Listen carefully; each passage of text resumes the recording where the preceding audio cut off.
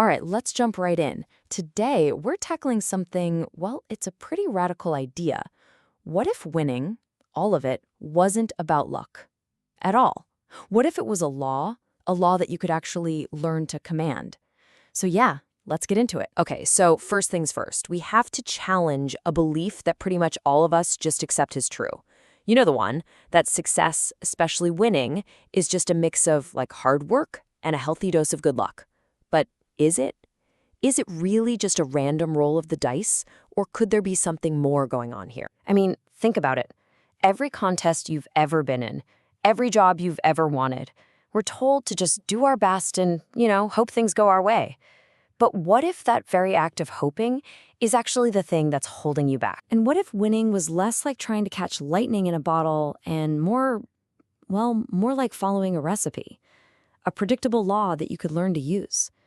This is the big shift we're going to explore today. Moving from just hoping for something in the future to completely living in that reality in your mind, right here, right now. To really wrap our heads around this, we've got to go back to the source. The whole philosophical foundation for this idea comes from an early 20th century mystic named Neville Goddard. So Neville's big idea, his core principle, is called the assumption of the wish fulfilled. And there's a really subtle but absolutely critical difference in what he's saying. See, most of us think of what we want. We fantasize about it. But that just creates more wanting, more longing. Neville said, no. You have to think from it. You have to assume the feeling that your wish is already a done deal. You're mentally living in the world after it's already happened. It's an active internal shift. It's not passive daydreaming. As Neville says right here, you have to think of yourself as actually having it. You're no longer just watching a movie of your future desires, you become the main character. And the movie is happening right now. That feeling, the feeling of it already being done, that, he said, is the real secret to creation. So, does any of this stuff actually work in the real world? Let's switch from philosophy to documented proof, because there's this absolutely mind-blowing story of a woman named Helen Hadsell. And that headline is not an exaggeration. Seriously, back in the mid-20th century, Helen Hadsell, a housewife from Texas, basically became a celebrity because she had this unbelievable knack for winning pretty much any contest she decided to enter. And we're not talking about, winning a free coffee here. This was the big stuff. For her 40th birthday, she decided she wanted to go to Europe. So she just visualized herself in Paris, and boom, she wins the trip. Then she pictures this perfect, custom-designed house for her family, and she wins it against over 2 million other entries. I mean, that's just insane. She won appliances, she won cars, she won cash, just again and again and again. So how did she do it? Well, in her own words, her method sounds an awful lot like Neville's philosophy, doesn't it? The secret, she said, is always stressing the end result. She didn't hope she'd win. She operated from a state of knowing the prize was already hers. It was a foregone conclusion. Now, to really get a sense of just how big this was, you have to understand the context. Back then, companies in the U.S. were giving away over $250 million in prizes every single year. It was a national craze, a total obsession. And here's Helen Hadsell, this housewife from Texas, just consistently grabbing her piece of that pie. And she wasn't doing it with luck. She was doing it by deciding, ahead of time, what was already hers. Okay, so Helen Hadsell's story is incredible, for sure. But was she just some kind of bizarre anomaly? A one-off? Well, the evidence seems to say, nope, not at all. In fact, people today are using these exact same principles to win all sorts of things, from huge cash prizes to, well, life-changing opportunities.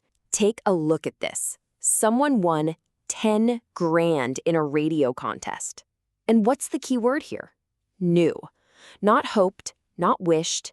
They had a rock-solid inner certainty that the money was theirs. Or how about this one? A student, probably super stressed about tuition, just shifts into a state of gratitude for it already being paid. They said it once, they really felt it, and 10 minutes later, they get the email. Balance, 0. Just gone. And it even works for the small, casual stuff. A simple, offhand comment, a little joke about how cool it would be to have a massage chair at work. And then, a couple months later, there it is, a brand new massage chair sitting right in the lunchroom. So when you look at all these stories together, you start to see the pattern. The techniques are always pretty much the same. It's about believing it's already done. It's about really feeling the emotion of the win, that gratitude, that excitement. And then, and this is so important, you just let go of how it's going to happen. You stop worrying and just start acting like you've already won. So let's push this idea as far as it can go. Let's take it to its most extreme, most audacious conclusion. For this, we turn to a modern figure from our source material, someone known online only as the 777 Prophet. He doesn't just talk about winning, he talks about a state of pre-winning. And this comparison chart just lays it out perfectly. On one side, you have the way most of us operate. The struggle, the hustle, chasing after outcomes, hoping we win, constantly reacting to what the world throws at us. But on the other side, there's this pre-winning state. You're not chasing, you're inhabiting. You're not hoping, you're remembering. And you're not reacting to the world. The world is conforming to you. It's a total flip. He even broke this down into a 5-step formula. First, you declare the duel. You state your goal, you throw down the gauntlet. Then you enter the inner silence to shut up all the doubt. Step 3, you feel the end is already done. You feel it like a memory. Step 4 is the easiest and the hardest. You just let the world conform. You get out of the way. And finally, you receive the sublime feeling of victory, letting that feeling power you up for the next time. And to show just how ridiculously big you should think, he used this amazing thought experiment.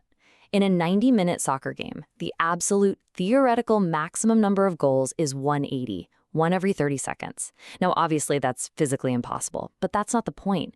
The point is to adopt a mindset that is so completely without limits, so audacious that you just stop seeing obstacles altogether. All you see is the wide-open path to victory. And it all boils down to this one just incredibly powerful reframe.